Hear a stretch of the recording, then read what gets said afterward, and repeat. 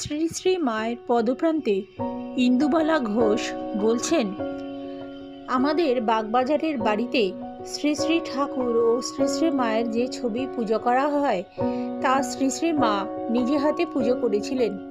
উদ্বোধনে দুর্গাপুজোয় আমরা 4 দিনই প্রসাদ পেতাম। মহাষ্টমীর দিন শ্রী শ্রী মা কুমারী পুজো করতেন। দাঁড়িয়ে দাঁড়িয়ে দেখতাম, কি ভালোই যে লাগতো। শ্রী শ্রী মাকে সবাই অষ্টমীর দিন পায়ে ফুল দিয়ে পুজো করত। আমার মা একবার অষ্টমীর দিন গঙ্গা জল দিয়ে শ্রী শ্রী মায়ের পা ধুয়ে দিয়েছিলেন। অমনি তিনি বলেছিলেন, বৌমা, এ কি করছো? গঙ্গা জল দিয়ে পা ধুয়ে দিচ্ছ? আমার মা খুব লজ্জা পেলেন এবং বললেন যে তিনি বুঝতে পারেননি। তারপর শ্রী শ্রী মায়ের পায়ে ফুল দিয়ে পুজো করতেন।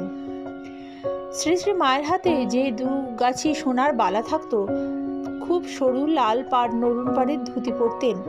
তার 2 পায়ে বুড়ো আঙ্গুলে একটি করে লোহার আংটি ছিল। মাকে আমি অনেক সময়